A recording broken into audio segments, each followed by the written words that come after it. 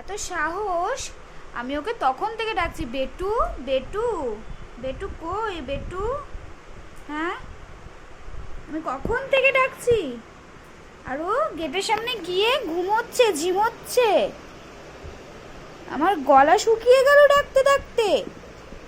হ্যাঁ, আমি বেটু গুজি কই, বেটু গুজি কই, আয় আয় করে ডেকে যাচ্ছি, আয় আয় করে ডেকে যাচ্ছি। এখন এখন লেজ নাড়িয়ে ঢং করতে হবে না, পিরিত দেখাতে আসতে হবে না। আমি রেগে গেছি তোমার ওপর, আমার তোমার সাথে এখন আর কোনো কথা নেই। তুমি যাও, তুমি যাও, তুমি যা করছিলে করো। আবার বলে দরজা লাগিয়ে দিয়েছি বলে দরজার সামনে লুকিয়ে লুকিয়ে দেখছে যে মাম্মা তো এবার রেগে গেছে, এবার তো মাম্মাকে আমার ঘুষ দিতে হবে আদর করে।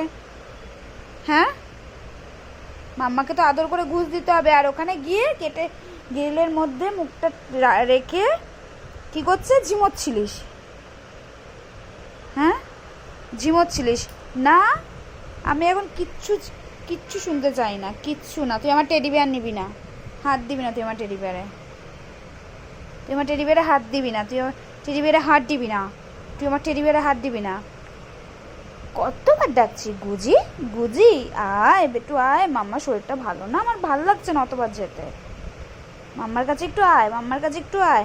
হ্যাঁ, ওখানে গিয়ে ঝিমিয়ে রয়েছে। তারপর আমি যেই রেগে দরজাটা বন্ধ করে দিয়েছি, বলেছি তুই আমার কাছে আর আসবি না, কথা বলবি না, অমনি কি করেছে, হ্যাঁ, চুপি চুপি এসে দরজার লুকিয়ে লুকিয়ে দরজার ফাঁক থেকে দেখছে যে এবার তো মাম্মা রেগে গেছে খুব জ্বলে, এবার তো মাম্মা রেগে গেছে, মাম্মাকে তো এবার পটাতে হবে, মাম্মাকে তো এবার পটাতে হবে। না তুই যা, তুই যা, তুই যা করছিলিস যা, যা যা যা যা যা যা যা যা করছিলিস যা, যা যা যা, তুই যা, যা তুই যা, যা তুই যা, যা তুই যা।